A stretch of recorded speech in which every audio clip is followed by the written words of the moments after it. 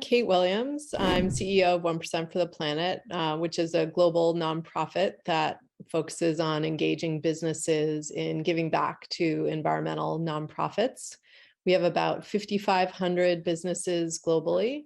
And last year alone, we certified 60 million in giving, 60 million US dollars. And over the lifetime of the organization, which is 20 years old this year, we've certified over 400 million in giving. And that's a big number, but it's not nearly enough. So I'm excited for this conversation to talk about the importance of philanthropy. Amazing, Kate. Hello, it's so nice to be here on this Fireside Chat with you. And my name is Celine. I'm the co-founder and CEO of Goodstead, which is a platform to help businesses engage their stakeholders more effectively in progressing social and environmental causes.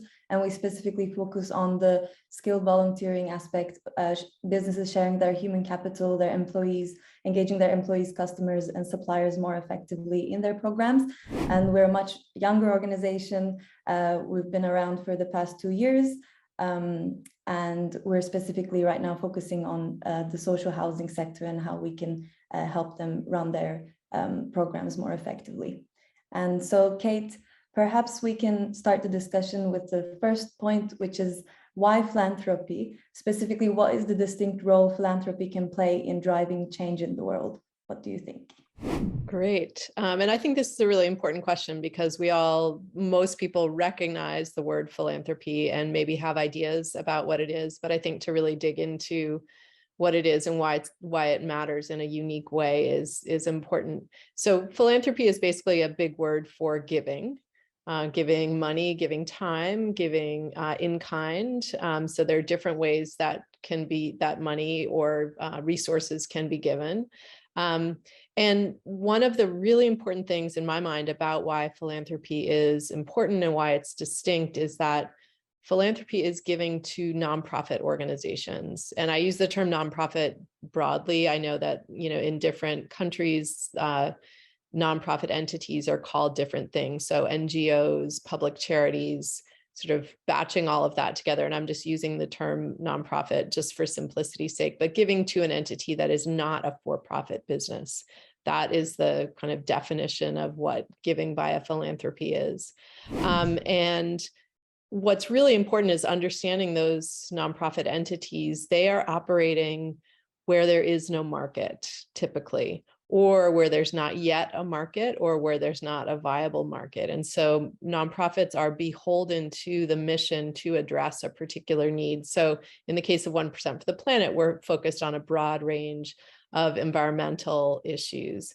And Celine, I heard you mention, social housing. So that would be another area where philanthropy, can drive change. And so it's really important to think about this way in which nonprofits are working where there's not a market. So they're doing something that the business community can't do or can't do as well or can't do as quickly.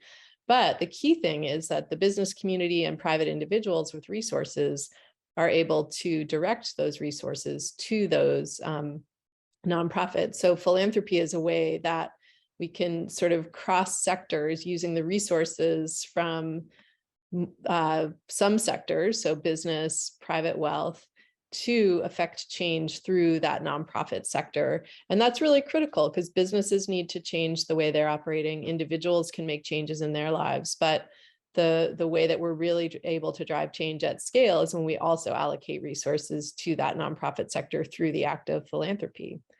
So I'd love to hear, since you're newer at it, Celine, but really doing incredible work, I'd love to hear how you're thinking about philanthropy and why it matters and why it was a lever that you picked to drive change. Yeah. I think I completely agree. In terms of philanthropy, I see it also as a way of creating extra resources for the nonprofit sector. And as a way, I was in the beginning, initially, why I started in this space is that I was really passionate about sharing my own skills and expertise with causes.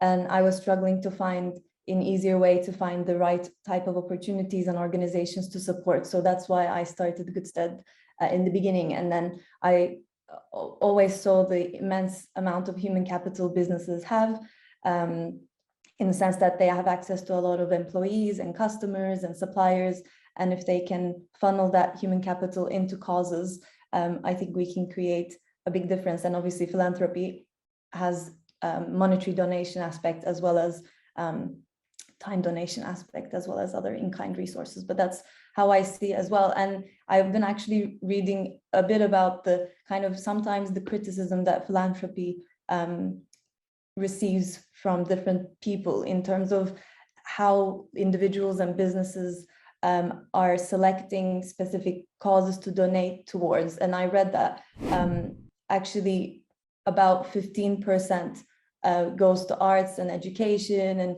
sometimes more to the causes that those individuals and companies kind of relate to the most. And perhaps there's some work to be done to funnel the more philanthropic donations to the causes that really need our support, and the social aspects and the problems that we really need to address. And I guess climate is one of them. And you're doing an amazing job with that as well, with 1% Planet.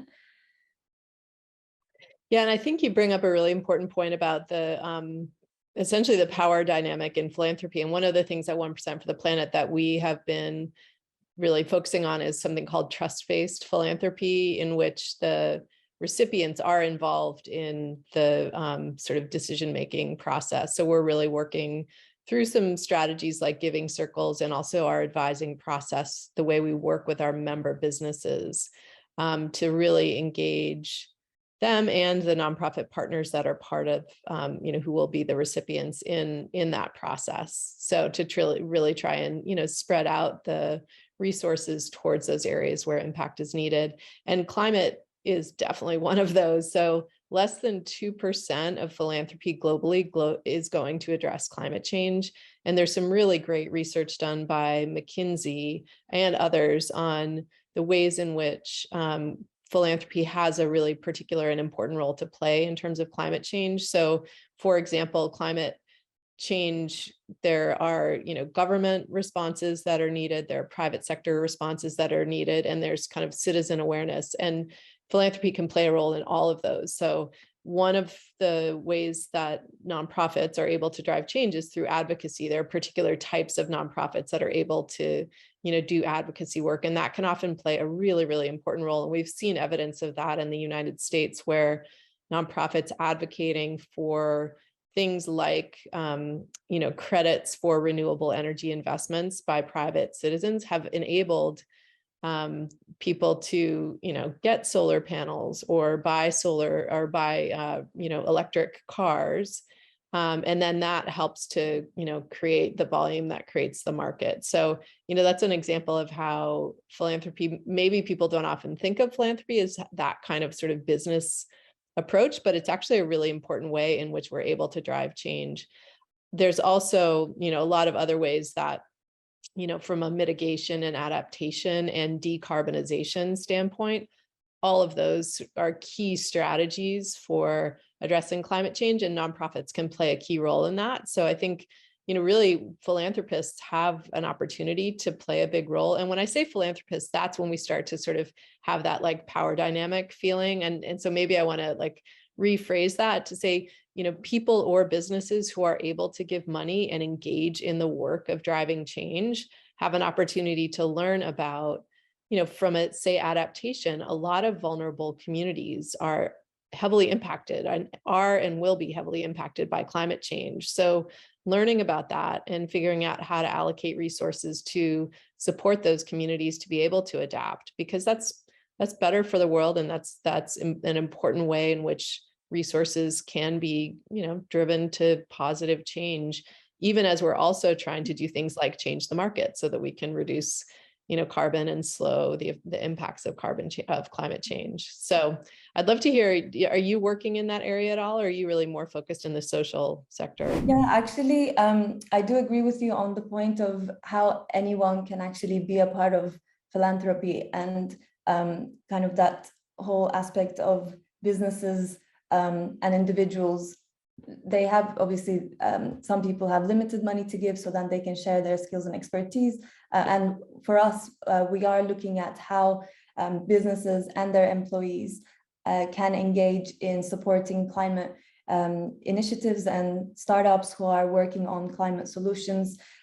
So when these new startups that come up to help decarbonization and other types of climate action kind of innovations, they do often need a lot of expertise and skills. So if businesses are able to funnel their human capital into helping them, that's kind of one area we're looking at. And on the topic of social housing, for example, they have access to a lot of tenants and their customers who live in their homes. And in those communities, there can be more localized community projects that are started by the community to help behavior change, as well as other types of educational initiatives. So then the organizations working in those communities can use their time to help those initiatives progress even further. So that's kind of the area that we look at. Yeah, that's great. And that's a on the ground example of that trust-based philanthropy that I was mentioning that really involves the community and identifying what the projects are. And I'm curious, like for you, I think a similarity between 1% for the Planet and Goodstead, and I admit to not having as deep an understanding of Goodstead, so maybe you can describe that a little bit. But it seems like one of the roles we play is providing information for potential donors about giving opportunities. So sort of helping to kind of take a power dynamic that's uneven and sort of even it out a little bit by providing some information across both. Does that make sense? Yeah, exactly. The way actually we work is we built a digital platform. So we help the organizations manage their programs of engaging their employees and customers. So in the topic of social housing, their customers, their tenants, and their suppliers more effectively through kind of a community management platform where each initiative can be publicized on the platform, and those initiatives fit to the specific skills and interests can be suggested to the individuals within the platform. Everyone have their profiles, and all the actions can be tracked.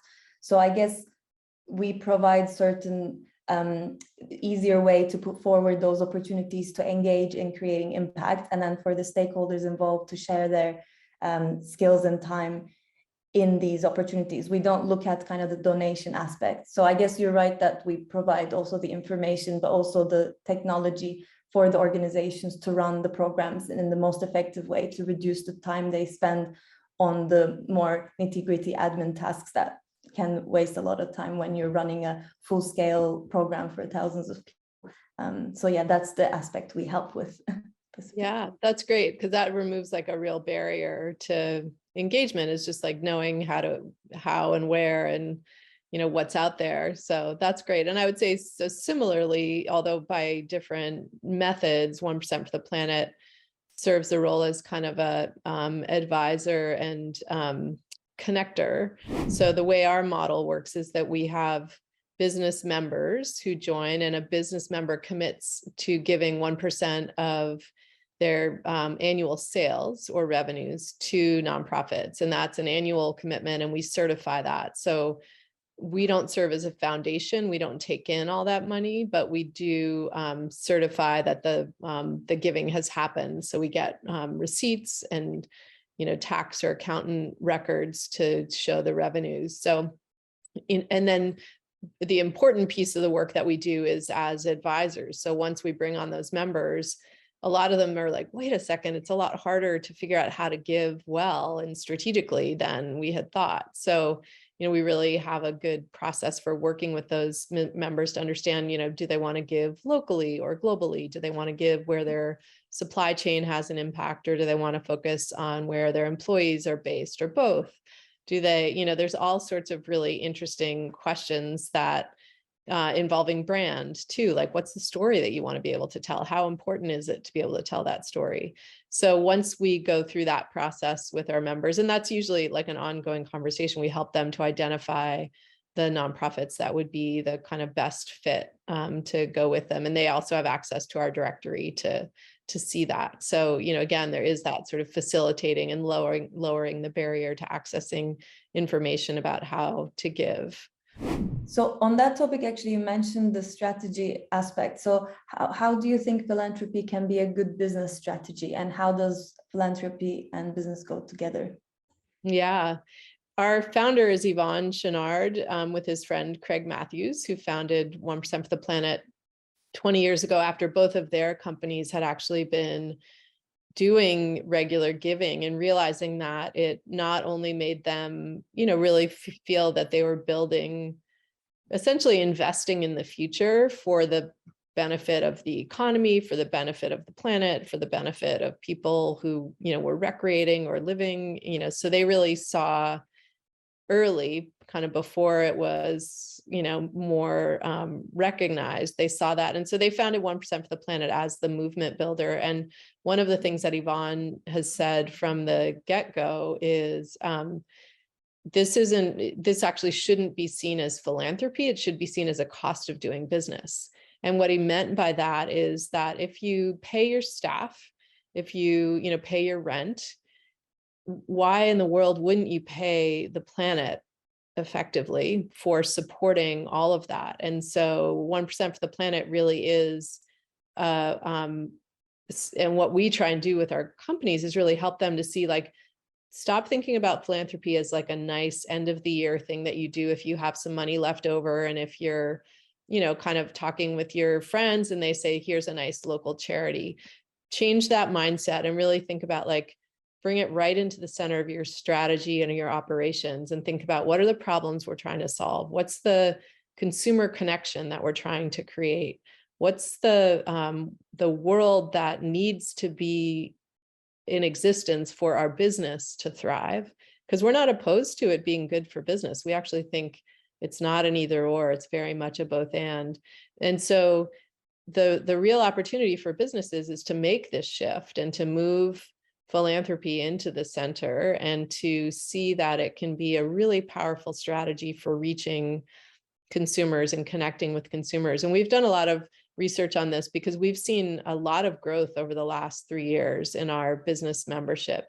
And, during the pandemic, we were actually a little surprised, like we weren't expecting growth, but we talked to a lot of the members who were joining and said, tell us what it is that even in these, challenging times globally, like, what is it that is compelling you to join? And there are a couple of things. One was the pandemic kind of opened people's eyes to how fast things can change globally. And so I think it created a way for all of the hardship that it caused. So, this is not in praise of the pandemic in any way, but it did create an awareness of how fast things can change, which created, I think, for many people, a greater awareness of the impacts that climate change can have. It made it from this sort of distant threat into more of a, like, oh, this is happening, it can happen fast. So people did want to take action on that. It also was, people also reflected on the power of 1% for the Planet and kind of a credibly branded giving opportunity as a way to connect with consumers. And so we've really dug into that, and the consumer data is quite strong that, like, something like 93% of Gen Z want to see companies investing in solutions, and they want there to be policies and programs that make sure that that is happening. They don't want window dressing. They want real change that's embedded in how companies are operating. And so, things like 1% for the Planet and giving are really strong ways to do that, because it's a big commitment. 1% of sales is not nothing, and it's driving real change on the ground. And we certify it every year. So there's that third party certification. And then one last thing I'll say too, clearly this is an important topic and near and dear to my heart, is that, like, business philanthropy, business case connection. And that is that, consumers are, they want data and they want the credibility of real commitments. And as humans, we also respond to stories. And so one of the powerful things that we've learned about giving is that the partnerships between our member companies and the nonprofits that they choose to give to are really, really important, because those are the source of stories, and they're real stories. They're not just like a nice story that someone picks. They're real stories of impact happening as a result of that partnership. And so when the brands tell these stories and share them with their consumers, it really resonates, because it's taking that credibility and adding a very genuine, credible, emotional component to it, which has a really powerful sort of brand connection piece to it. So we've seen that being just, incredibly powerful, meaningful, legitimate, credible, and consumers are responding. Perfect. I guess that's what we talk about, how the business's purpose should align with the kind of the philanthropic efforts. And once you align the purpose, strategy, and the philanthropy, then the real magic kind of happens. And do you have any good examples, just one maybe example that comes to your mind that happened really well in terms of like the alignment? Yeah, I mean, we have literally thousands of examples, because with 5,500 members giving to usually a couple of nonprofits, right there, that's 10,000 stories a year and more, because there's, a lot happening. So yes, and maybe one that I would share is Avocado Brands. They sell the avocado mattress and are just an amazing company who has been a really great member of 1% for the Planet and has done some really strategic giving.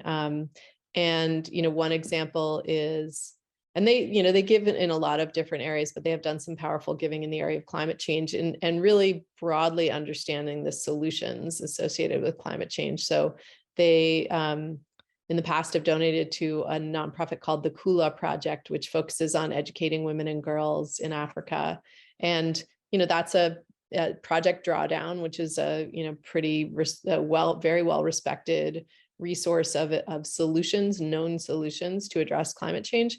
Women and girls and education of women and girls is one of the top strategies. There's good evidence that, that leads to reductions over time. And so, the giving to the Kula Project was a really sort of interesting, engaging way in which Avocado sort of made a commitment that had the sort of intersectional social and environmental component. That is a really big part of who they are. So that's, again, one of like thousands and thousands of amazing examples. Amazing. Yeah, I guess that also aligns with how companies, when they're doing the like human capital giving instead of like the monetary giving as well, they can align their what they're good at. So as well as what type of capacities they have in terms of talent, and align those with what they're doing with their volunteering programs. And one example that I was actually, not perhaps the volunteering aspect, but I was reading about Cisco Systems and how they aligned, they created an ambitious educational program called the Cisco Networking Academy. And they were training the computer network administrators and creating job opportunities for high school graduates. So I read about this thing called the context, I think, focused philanthropy, and how businesses engage in these types of philanthropy, where it improves the infrastructure or the economy and the social situation of the communities they operate in, and then they provide social value or environmental value, which also impacts positively on the business itself, on the long-term sustainability of the business, but also creates a lot of social value. So that's, yeah.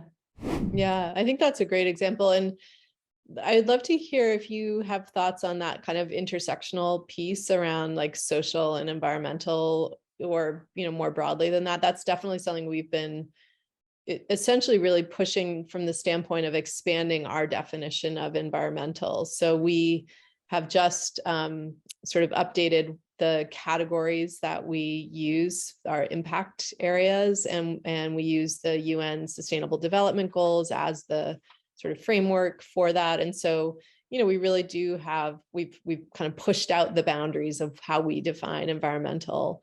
And that's been really powerful and important. And I'd love to hear, it sounds like you're doing some of that same work. I'd love to hear about that.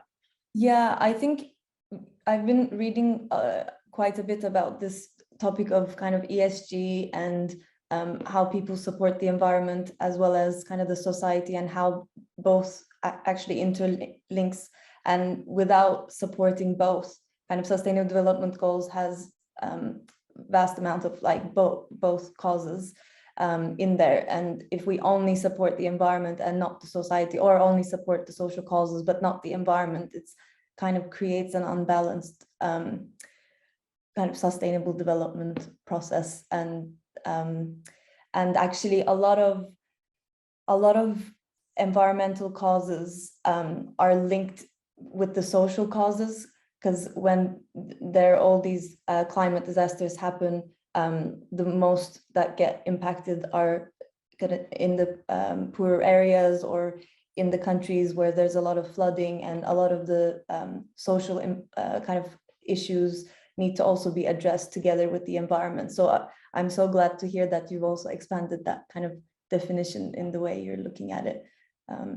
Yeah, it's been really, really great work for us, and felt like an obligation too, because I think the environmental movement has not been that great in the past, and it's been focused on important planet issues, but I do think it's for a long time excluded Indigenous voices, didn't really sort of look at the ways in which those dynamics between people and planet go together. So it's been really, really good work for us, and really great work with our business partners to, kind of shift the conversation from 5 years ago, where we were saying, well, that's a social cause, not an environmental cause, to really almost in all cases being able to say, we can't necessarily fund that homeless shelter, but here's a way in which we can address some of those issues that is also addressing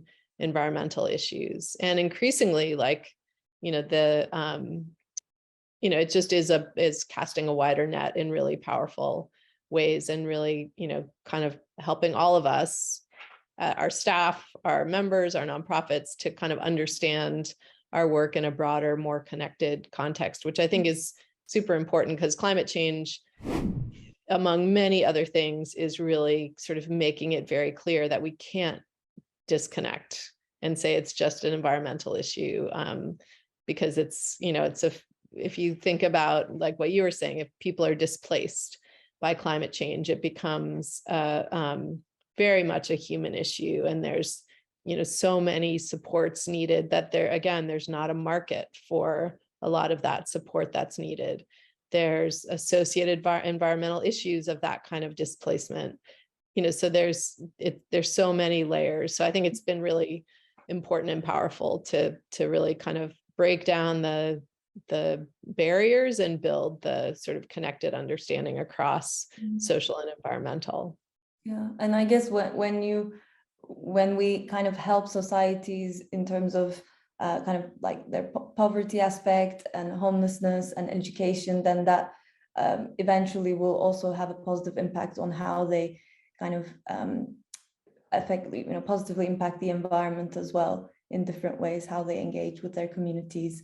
And yeah, with the context, like the work we're doing with the social housing associations, the way they run the programs is that they care a lot about the well-being of the communities they serve.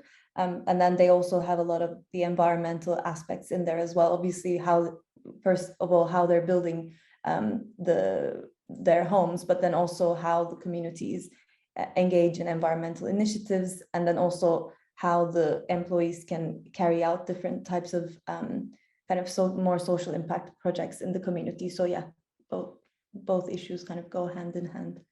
Yeah.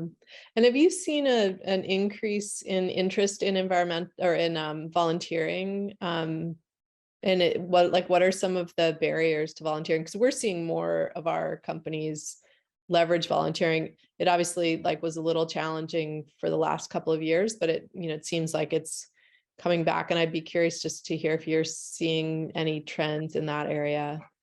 Yeah, so definitely. I think traditionally, kind of volunteering has been seen as first of all, the employee volunteering aspect of things has been seen as a way of kind of team building or HR kind of activity where, once a year, similar to how you said about the donation aspect, when the company says, okay, once a year, let's go and help a homeless shelter, or let's go plant trees one day. That's not a very kind of sustainable program. that creates a lot of impact. It may, help in that one day and help the team bond, but that doesn't kind of go much further. But I think after COVID, so throughout COVID, obviously a lot of organic volunteering has been done. And I think after that, we've seen, that's when actually we started Goodstead, and it was a hectic time to kind of launch a platform at the beta stage, but we were able to match creative professionals with nonprofits and impact startups in that phase. And then we've seen actually that companies weren't prioritizing volunteering, and even now, like the budgets in the UK specifically, because we're looking at the UK market right now, sometimes what we hear from the companies that they're not prioritizing kind of budgets in terms of volunteering programs, and they have very little time kind of already, and they're now there's another crisis happening. So there has been, I think, the interest is increasing, but there has to be more dedication also from the businesses to engage in these activities a lot more. So that's why we're now focused more on the social housing space, to actually demonstrate how much impact we can create with the platform we're providing, by not only engaging your employees, but also your tenants and suppliers. And then once we show this in this sector, then hopefully other sectors can also see how actually it's not only an HR kind of initiative that sometimes you may cut it in a crisis, but it actually helps provide resilience to your communities. It helps create impact and achieve your social and environmental impact goals. So it's not just like an employee engagement activity. So it shouldn't be seen that way, at least. So it should be seen as a way to actually achieve your ESG objectives. Yeah, I think that's really important. We just read an article as a team from the Harvard Business Review about how, there are a lot of companies making commitments, ESG, sort of, if we can use that as like a broad term, or sustainability commitments, but having a hard time living up to them. And so I think when you get employees engaged, as you are, and as 1% for the Planet is doing, because through our model, part of the 1% giving can be through volunteer time. So we definitely really encourage that. And that creates some positive, it not only attains results, but it also creates some positive internal pressure for, continuing to work towards the goals, which is, it can be hard to align around how to deliver on those sustainability goals, but that's no excuse for not meeting the goals that you've set out. And so I think volunteering is a really important strategy, as you say, from both that, delivery of real outcomes, but also from, I think creating some internal momentum. And I do think the HR piece is really important. I mean, one of the things that we've seen in our companies, and this was, when there was, it sort of varies over time depending on kind of hiring needs. And, when the Great Resignation was happening, this, resonated a little bit more. But I think there's never a time when having your employees be really psyched to work for you because of some of the commitments that you're doing in addition to the work itself is really important. And we hear again and again from our companies how their employees are really proud to be part of companies that have this 1% for the Planet commitment, because it says a lot about them. And I'm sure that that's the same for you, is that, the companies that have this commitment to volunteering, that the employees are directly engaged in, it's not insignificant that it builds the team and keeps people engaged more strongly, because then we start to create an economy in which those companies that are making these commitments are the stronger companies, because they are attracting better talent, they're retaining talent, and that's not insignificant over time. Yeah, I totally agree. And yeah, I guess it's the links to the topic of collaboration as well. So with businesses engaging their employees and talent, we're providing all that resource, just coming back to the first point actually, and kind of partnerships for global goals. And we see that, I'm sure you also came across that report that says we're 43 years behind. actually achieving them, which is just unbelievable. And it is really, that shows how critical it is for businesses to take action. As you said, it is both important for the employee engagement, retention, and employer branding, all those HR reasons, as well as needing to actually do something for the rest of the kind of generations that's going to come after us. So we just need to all take part to actually achieve these goals. Because Yeah, absolutely. And again, like that brings me back to my first point, just describing, the importance of philanthropy. So, to state it really clearly, when we think about businesses and philanthropy, businesses are the engines in our society that are creating resources, creating wealth. If those resources can be consistently allocated in part to achieving impact goals through the nonprofit sector, our economy is stronger because we're creating a world that can actually sustain a business community for the long term. I mean, that's really an important thing to think about, is a planet that is dealing with, environmental crisis after environmental crisis is not one on which business thrives. So it's in the best long-term interest of businesses to support the planet. And I know a lot of people listening to this, and we wrestle with this ourselves. Businesses are also contributing to a lot of those challenges. So it's not either or, and that's a really important point. Like generating those resources and allocating them to nonprofits is one piece of the way in which businesses can drive change. They also, need to change their operations so that they're reducing their impact, either their carbon footprint or, the other impacts that they're having.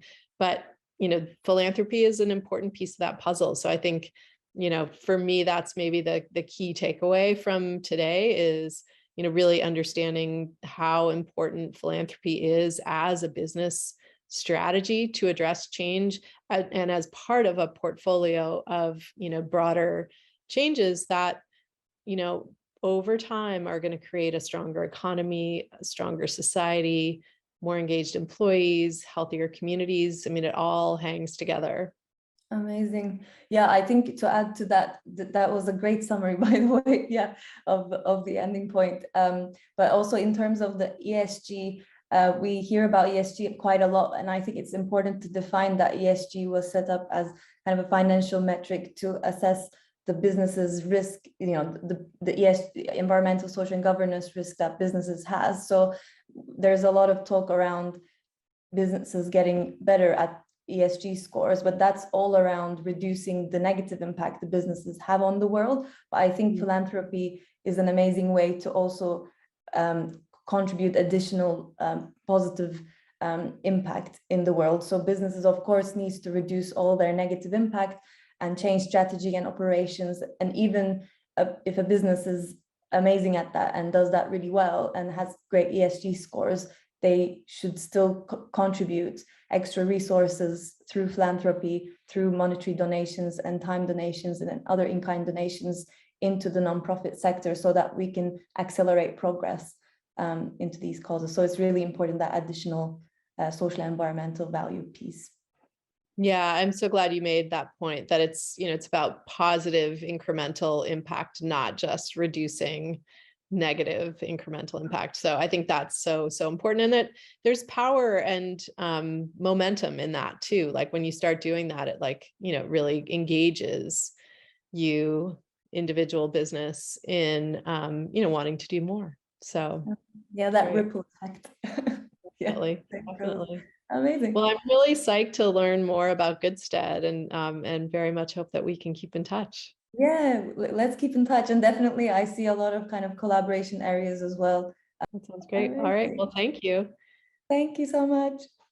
Thanks for listening, everyone. Yes, thank you. Please, and in terms of if you would like to reach out to either of us, so I'm pretty active on LinkedIn, so you can find me, Kate Williams, 1% for the Planet. It's pretty easy to find me on LinkedIn. I also encourage people to check out our website. So it's 1percentfortheplanet.org, all spelled out. So ONEPERCENT fortheplanet.org. And there's information about how to join and become a member. We have a new philanthropic tool called the Planet Impact Fund, which is kind of modeled after the donor advised fund. But the way we're doing it is anyone can give to the pooled fund, and we will grant 10% every year to a portfolio of nonprofits. And then the rest is invested in really sort of best in class climate positive investments. So we're growing that as an additional way to leverage philanthropy to drive change. So you can check that out on our homepage. We have a lot of great stories. If you want to sort of learn more about what does it look like to do this, we have a blog and there's some great stories in there. So again, connect with me on LinkedIn and feel free to check out our website. Amazing. And yeah, same for me. I'm also pretty active on LinkedIn, so you can have a look at my profile, Celine Gitbasi-Ducker, and then you can check out our website. We're publishing a new version very soon, but you can sign up for free. It's kind of an open network, so you can have your profile on there, register your business for free as well. And we're very soon publishing an impact kind of ecosystem map of businesses, organizations, and individuals progressing causes for you to navigate a lot easier. And we're launching a one-year pilot program for organizations who want to trial our software solution as well to run their stakeholder programs. And yeah, so if you're interested, please get in touch. Awesome. Thank you. Thanks, everyone.